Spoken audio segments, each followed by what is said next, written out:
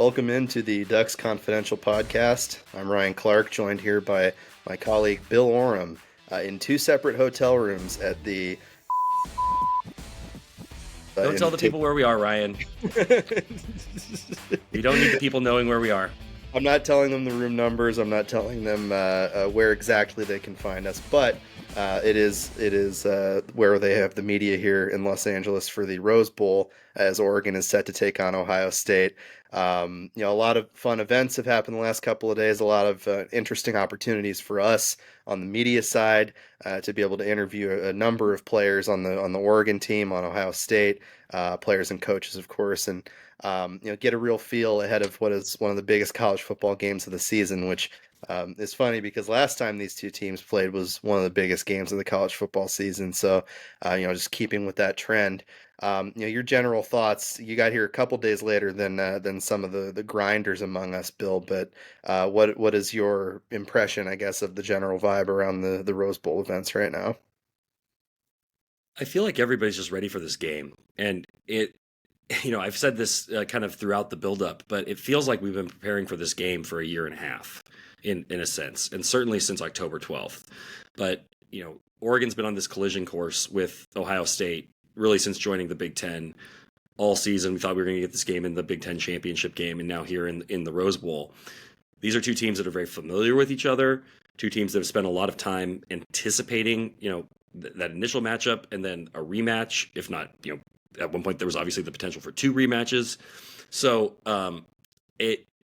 I think where I'm at, and where I feel like the general vibes here is we're ready for the damn game. Like, let's play the game. Let's see what happens, because that's really the only thing left to ask and consider and talk about is what's going to happen. Is Oregon going to be able to do the double and silence the critics? Here they are, an underdog again against Ohio State, or does this go the way kind of people have set it up, where hey, it's hard to beat a team twice, which is a little bit more of a misnomer or a myth than I think reality, because better teams tend to just win. But I think that there's a lot of questions still, but they can only be answered in those 60 minutes that are going to happen tomorrow in Pasadena.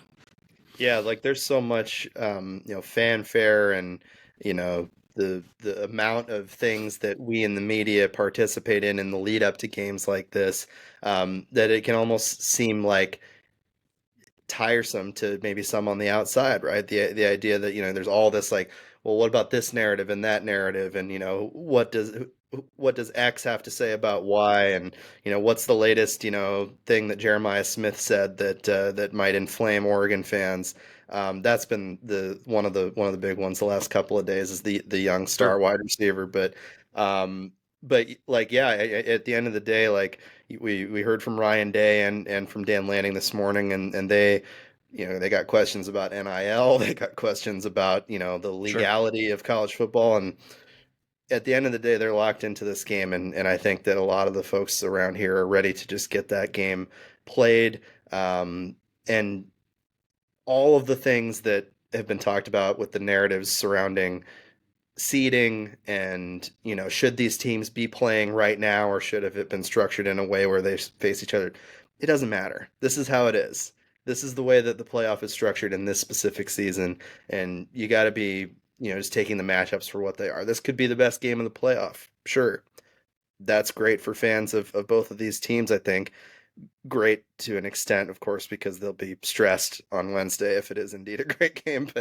Um, but yeah, I mean, I'm ready for the game as well. I'm ready to get out to that historic venue and enjoy the beauty of the 75-degree sunny day that is ahead of us. So, looking ahead to that game, um, like I said before, there's been a lot of talk about, like, what carries over from the first time they played each other, what can be learned from that game. And there are things that will carry over, and there are things that can be learned. But Kenyon Barner, who the former Oregon running back, who's started to make a media career for himself, now he spoke to us for a social media video, and said that you can just throw out that last game, because you think about the college football playoff and the caliber of these games. um, everything sort of goes out the window and it's a chess match, which I think that a lot can be said for that to be true, but I'm curious your thoughts on the idea that you can sort of throw out that previous game. Yeah, I think there's things you throw out. That it doesn't matter what I think what Kenyon Barner means by that is it doesn't matter what they did in October, right? It doesn't matter that you beat them once in October. Like it's all about what you do in this matchup in this moment. But there is a lot you learn from, facing a team and in having that, that film and that real in-game experience, that familiarity and knowledge. The fact that, you've lined up across from these people and you might know some of their tendencies. You picked up a little bit of, what they like to do, where they like to go. Um, maybe Will Howard has nightmares about seeing, Mateo Uiagalelei coming off the edge. Like, you just don't know. Like within the within the human psyche of what kind of some of those personal, moments are. But I do think that familiarity is important both ways. Because if I'm Ohio State, I feel really confident going into this game because Will Howard still thinks that he slid with a second left on the clock, and like, and they win the game. Like they win the game if he slides a second earlier, and I don't think that that's really debatable. Or they at least are kicking to win the game. And Right. so, if that happens, we're talking about a totally different thing. We're talking about Oregon, losing another, close game, biggest game, and we'd probably be having the can Dan Lanning win a big game conversation right now. Like that has abated. There's been a Big Ten championship, um, win over Penn State. This team is 13-0. It's all roses and lollipops right now. But I do think that there is a mental um, confidence that really both teams should have because of how well they both played against each other in the first matchup. Yeah, and I think that Bryce Betcher had a good point about this when he was asked, it was either last week or early this week, about the notion that it's hard to beat a team twice. Um, he thinks that the team, and of course he thinks this because the Ducks are the one that won the first game, but he thinks the team that won the first game actually does have the edge because, like, hey, we've proven we can beat you, Yeah. and that in itself is the sort of mental edge Hmm. that they hope to have. And that sort of leads into another topic that I think is worth addressing is like, is there a recency bias when it comes to Ohio State and them having come off a really, dominant victory over Hmm. Tennessee, and the fact that they are favored when Oregon won the previous matchup. Yes, there was the opportunity for Ohio State to win if there was a second left on the clock, yada Sure. yada yada. But they won that game and they're undefeated and they're the number one team in the country and have been for several weeks. Is there that level of sort of recency bias in not just the odds makers, but the way that people are viewing this game? Like, wow, look what Ohio State did in that first round game. They are truly a different team than the one that lost 13-10 to Michigan. I mean, what is your view there? It's funny because like you go back a year or I guess 13 months now to the way when Oregon was entering that Pac-12 championship game against Washington. And the Ducks were favored by 10. Washington was winning every game by the skin of their teeth, coming down to the wire against, teams that were at the bottom of the bottom of the Pac-12. Arizona State, sorry Ryan. And, and it was um there was just this widespread belief that Oregon was going to get its get back in that game. And just because that's just the way it was. And what ended up happening? Washington was a little bit better at key positions. They had Jabar Muhammad, who was a huge menace against the Ducks both times, and Michael Penix, ever so slightly better than Bo Nix in those matchups. You know, so I feel like kind of the same thing is happening here, where it was a close game between Ohio State and Oregon. Obviously, either team could have won. It was now 3 months ago. Um, and I think that it is a recency bias. If we were if Ohio State, you know, the, how do I want to put this? The Michigan game put such a bad taste in everyone's mouth about Ohio State. A month ago, everybody was like, "This team is toast." Ryan Day is out, and they are toast. All it took was one win against Tennessee for them to completely flip and suddenly be favored against the number one undefeated team in the country. Like that's a little. Um, I guess I guess if I'm the Ducks and I'm looking for like credibility or I'm looking for somebody to believe in me, I would say that feels a little unfair. But these are really evenly matched teams, and somebody has to be favored. And there is, I think, just sort of a reflex to say, you know, Ohio State is good enough to get their revenge in this game. That said, also, I mean, the betting line is not necessarily. I mean, this as the caveat that you always need to have. It's not really a prediction. It's as so much as it is to inspire um, wagering on the line, and so it's driving action one way or the other with the way the line is set. But yes, obviously favoring Ohio State does feel disrespectful to Oregon and what Oregon has done. But Ohio State looked really damn good against Tennessee too. They did, and it can't be discounted that the way that they won that game wasn't a matter of just running into a nice, easy little first round matchup and dispatching some team from Yeah, they some didn't play nowhere. Clemson Yeah, yeah, exactly. They played a or team in Arizona State. Tennessee.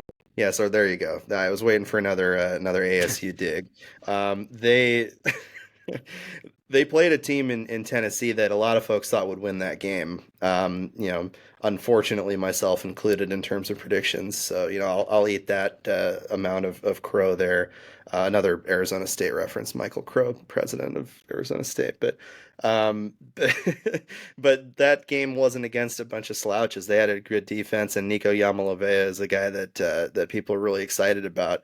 So Sure. there's a lot there to hang your hat on if you're Ohio State, and something that allowed them to sort of snap out a little bit of what they dealt with against Michigan. But this is still, as you point out, this is still the Ohio State team that lost to Michigan. This still is the same team that lost to Oregon earlier in the season and has had moments in those victories since that game where they've looked a little shaky. Their secondary maybe not as solid as they'd like it to be again, Yeah. especially against a team like Oregon with all the weapons that they have at their disposal.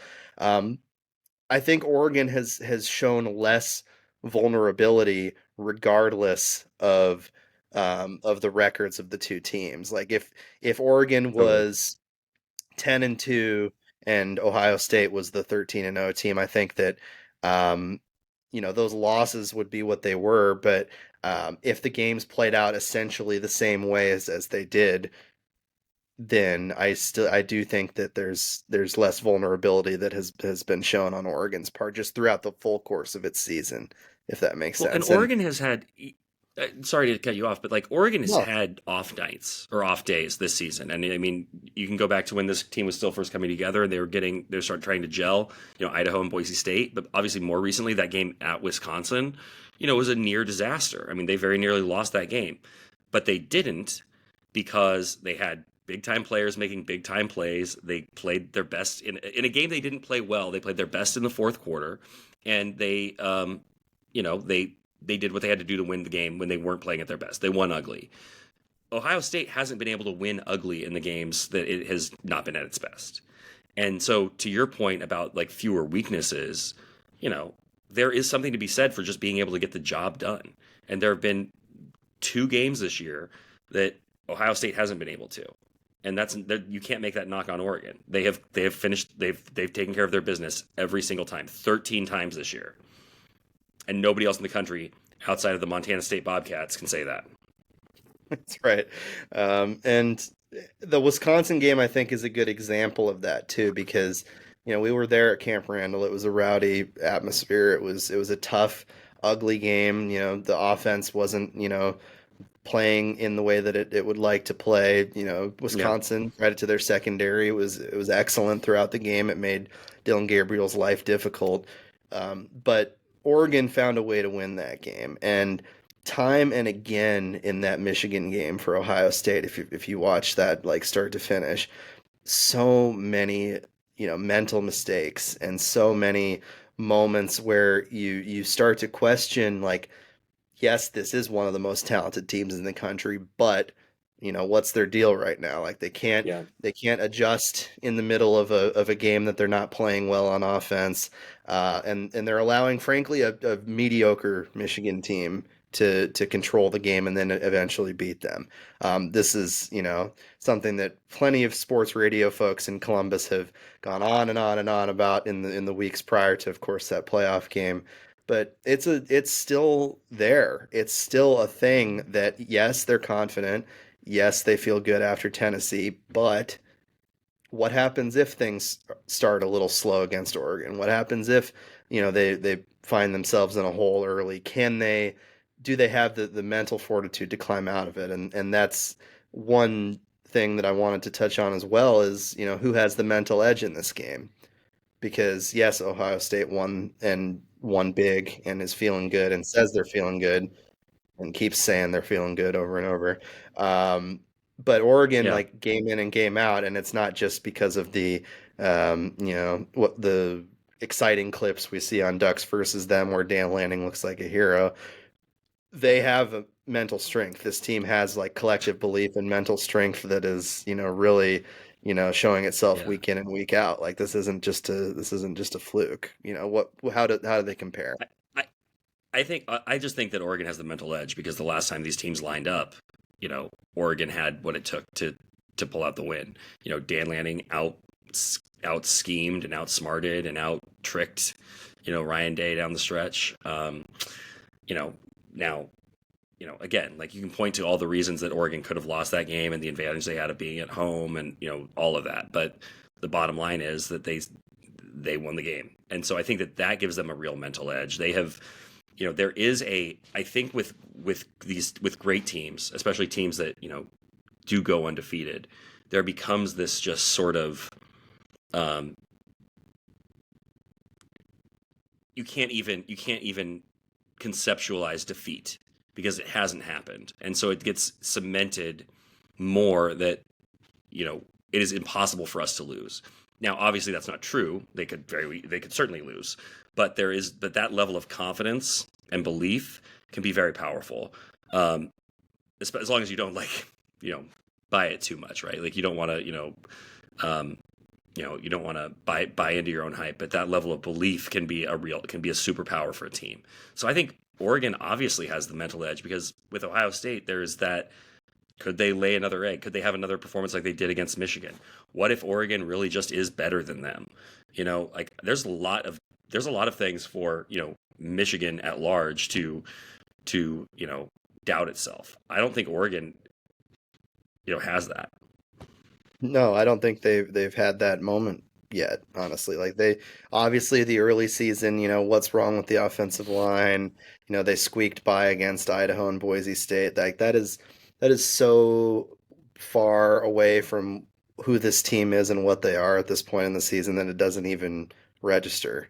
And Yeah, in terms of the mental strength, like this isn't an Oregon team either that is just coming in as like the scrappy underdogs that they've got a great culture under this kid from Missouri that's this up and comer coach. Like they have an elite coach, elite staff, elite players, and have been the number one team in the country for several weeks in a row for a reason. Like they are very much capable of winning this game because they're the better team, not just because of culture. But these games, these playoff games, they always end up being rock fights, but usually between two teams of this like talent caliber.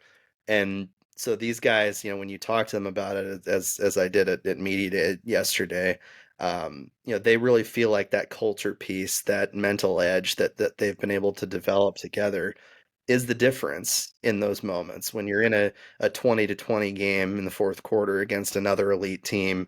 Um, that willingness to sacrifice and that willingness to put your neck on the line for the guy next to you that doesn't exist at every program in college football, is not consistent across rosters in college football. That can be a difference. That can win you a national championship, not just the Rose Bowl. yeah, And and I just yeah, go ahead. Sorry. no, you're good. Go ahead. No, I think that's incredibly true. That that this is a team that does have great culture. I think that has been one of Dan Lanning's greatest contributions since coming in, is he has created a belief that that they can win at Oregon, that Oregon is the best place that they could possibly be in college football. Whether that's true or not, like that is, that is the culture he has created. And I will say, just to the point about the game itself, I feel really strongly that Oregon outplayed Ohio State kind of across the board back in October. Dylan Gabriel, played one of his best games of the season. Obviously, they were able to make big plays. They came up today in the press conference, the chunk yardage plays that the Ducks had. They managed to overcome, the Trayshawn Holden penalty ended up being huge in terms of, I can't remember the exact circumstances of that, but it gave Ohio State a first down right before halftime, ended up scoring. You had an interception that never got reviewed by Jeffrey Bassa. And like that happens. That happens in games where, things happen one way or the other. But there's a couple of plays that if you take them away, Oregon wins that game by multiple touchdowns. And I just thought that they were, kind of top to bottom, the better team. And I picked Oregon to win again tomorrow. I think anything could happen, but I am not going to be surprised if the result is, yes, Oregon is in fact top to bottom the better team in this matchup, and they've now proven it. Definitely, and that could absolutely play itself out. We don't necessarily need to get into predictions because folks will see ours online, but both of us Yeah. picked Oregon 27-21. Oddly enough, same score prediction for both of us. If you I hope take you're right, Ryan. I hope that you nailed it. I hope you're right, Bill. Um, so in terms of like positional matchups and a couple of the storylines that are obviously significant when it comes to this game between the lines. The offensive line for Ohio State has been a big talking point, in particular two regular starters out for the season. They had a great game as a unit, though, against Tennessee, a Tennessee team that's got a good front seven. But Oregon's got some dogs up front. Like they've got Derek Harmon, they've got Jamari Caldwell, and a now healthy Jordan Birch and Mateo Uiagalelei, who has emerged as one of the best players in college football this season as a sophomore. A guy that Harmon himself has talked about as a potential number one pick next year, which Hmm. would be incredible, obviously. Looking at that matchup in the trenches in particular, they say these big games are always won in the trenches. Ohio State offensive line versus Oregon defensive line. Like, how do you see that playing out? Well, I think that Tennessee game was one that was most meaningful for that offensive line in terms of getting that continuity, obviously some confidence, but the the the the line that Oregon comes into this game with, the fact that they did not see Jordan Birch in the first matchup. He was obviously a scratch from that game. That defensive line might be the best unit Oregon has had since Dan Lanning got here anywhere. You have four NFL players on the line. Like you said, Mateo has sort of accelerated his timeline and become. Honestly, given the fact that Birch has missed so much time, Mateo's been the star of that group this year. And Derek Harmon had the game changing strip sack, no, again it was against the running back in the first game, but like had the strip fumble in the first game. There was Jamari Caldwell, I think, against Michigan State had a game changing play. These are guys who have completely changed games for the Ducks, and going against a group that's still kind of getting to know each other. It still is doesn't have that continuity piece. I give the edge to the Ducks there. Like, we've seen them disrupt every opponent they've played. We've seen them, cause chaos, force turnovers, change games, flip field position. That is, I think, a big time advantage for the Ducks. And it's not just that they have an advantage because the Ohio State offensive line is a little bit of a question mark. It is a question mark and gives the Ducks an advantage at a position group that might be their strongest position group. So you're getting an added advantage at a position that you already have an advantage because you're so good. So like that feels like a really important swing for me in this game. Yeah, I think so too, and I think that in many ways that position group is underrated. You know, the big uglies get underrated anyway in football, but you think about the things that Derek Harmon and Jamari Caldwell do in games. You know, Harmon's been the one to get a little more shine. He's the guy that, is a projected first round pick, real game record type of nose tackle. But what Jamari Caldwell does in terms of eating up space, um, you talk to any of these Oregon linebackers, be it Bassa or Bryce Betcher or any of them, they love that guy because he's the Yeah, one that clears the way so they can get in the backfield and cause havoc. And so that yeah, guys like Mateo and Birch can do the same thing. He the way that they are comprised as a unit beyond the individual talent of the guys that are there on that defensive front. When healthy, yeah, I think they're one of, if not the best in unit in the country when it comes to those four players. You look back at Oregon's history too, the history of this program. They've had great defensive players, defensive ends like Kayvon Thibodeau and others, hmm but a unit to be comprised like this and to be of this level is potentially unprecedented and could be a huge difference against an offensive line that, yeah, they played well against Tennessee, but are they going to be able to maintain that and keep Will Howard safe and establish the run too? Because the first Ohio State game, they, save for a couple of big plays, did not average many yards per carry against this Ducks defense. I guess I would note just as a slight warning, the last time we saw this Oregon defense, it got carved up in a way we have not seen. The Penn State offense, the Penn State offensive game plan, did raise some questions about the Oregon defense. I mean, they had a great scheme. They ran on the Ducks in a way that nobody else had all year. And so then the question becomes, well, was that just a great scheme from Penn State? Um, what was Ohio State able to learn from the film from that game? I don't know. I will give the benefit of the doubt to the entire body of work over 13 games. But the last time we saw them, it was eye opening that it wasn't the dominance that we've kind of become accustomed to. Oh, for sure. And I think that Oregon has probably been spending the better part of the last few weeks, diagnosing what went wrong in that game in terms of defending the hmm run and trying to make sure that Travion Henderson and Quinshon Judkins do not repeat what happened because they don't want to be in a shootout with this Ohio State team. Oregon more than likely wants to win this game with its defense having a hmm strong performance, and then the offense just does what it does. I mean, they had to have a pretty incredible offensive performance to beat Penn State. And sometimes in those big games, you throw all the prior statistics out of the window and you just play chess and try to win it. But Look at you, Kenyon they Barner. they want to, yeah, they want to definitely find a way defensively to have a more strong and complete performance. Sure. I think it had less to do with the front seven and that we've talked about um, in terms of defending the run in that game, and more to do, I guess, with the second level of Oregon's defense, tackling in space. There's obviously were rumors out there of the potential for some of those guys being sick in that game. They even mentioned one guy mentioned Nico Reed having a quote unquote flu game, and he ends up getting the game sealing Yeah. interception. So we'll see how that plays out in terms of this game, but I don't see it being nearly as much of a shocker by way of defending the run in And this one against Ohio State.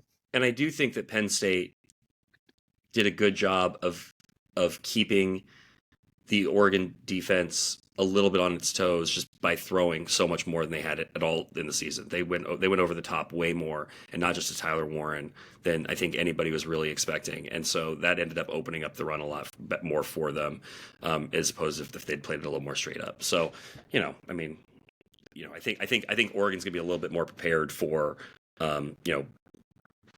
an attack of all kinds from Ohio State than they were against Penn State. Yeah, I think that Penn State definitely called a great game and showcased more versatility than we expected. We expected them to to ground and pound, and it was a much more balanced game. And Hmm. speaking on balanced games and weapons and throwing the ball downfield, Jeremiah Smith obviously has been one of the big, narrative points of leading into this game. How do you stop this guy? He's potentially one of the best receivers in college football history. People are starting to say, like, this is a legit dude that you're going to have to game plan against. Um, Jabar Muhammad and Nico Reed, I think, did a really good job on him Hmm. last time. He's a different player now than he was in Game 5, but man, I think that's something to watch in this game, and it lends itself to another topic, which is Jabbar Muhammad someone that is a bit under the radar? Like, he's got, as we discussed off the podcast, 0 interceptions this season, which is shocking, but not in the same way because they're not throwing at him. Nico Right. Reed's usually the guy that's making those plays, or Brandon Johnson, or somebody else in that secondary. Teams are avoiding Jabbar Muhammad, and once you get to these caliber of games, it's going to be good versus good. You can't really avoid him anymore. Um, is this going to be a moment where he sort of shines and showcases why he's been so good all year? He's been, I've been talking about this, Ryan. I did a video a couple of weeks ago or a week ago. I did my 5 burning questions, and um, I lit a match, and I was even smoldering in the video. And one of them was, about an X factor, and to me, it is that Jabbar Muhammad is so primed for a big moment, and he's been terrific for the Ducks. His presence, I mean, he's a shutdown corner.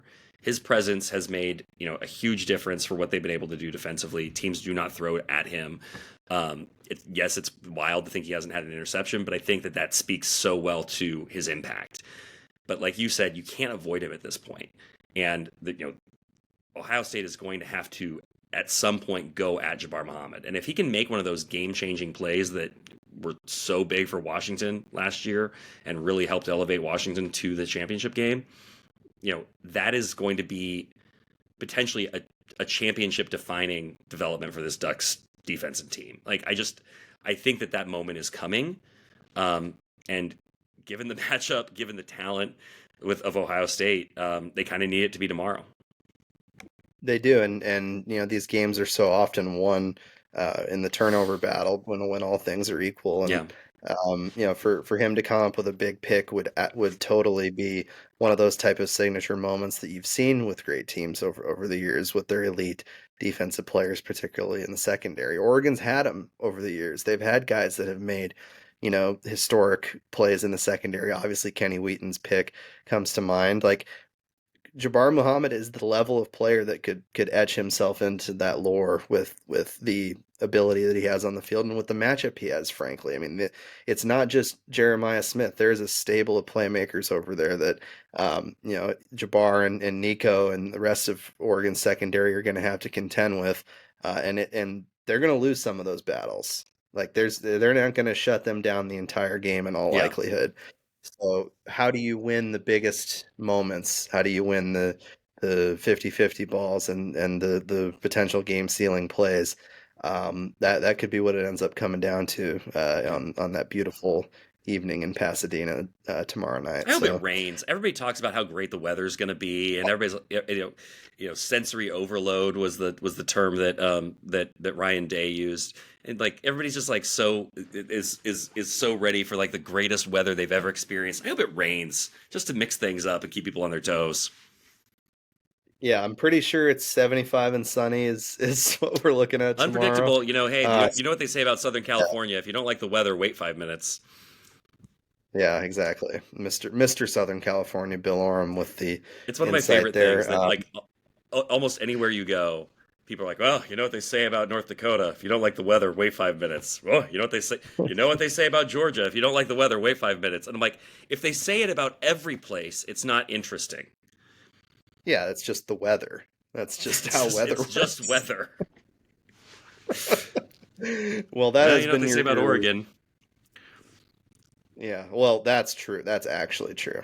The unpredictability of our weather. Our unpredictability is better than everybody else's unpredictability, right? On that note, we will see you regardless of weather at Rose Bowl Stadium tomorrow, 2 p.m. kick for the Ducks versus Ohio State. One of the biggest games in Oregon program history, so we look forward to providing wall-to-wall coverage for you. You can follow myself, Bill, Joe Freeman, James Crepia, Kelly Doyle, Sean Mager. All of us are here in LA to provide coverage for you for the Oregonian. All our socials, you can find them on the Oregonians page on Blue Sky, Twitter, /X, and Instagram and everywhere else. We will be providing coverage on game day and in the days after. So thanks for joining us, and we appreciate your time today on this pod.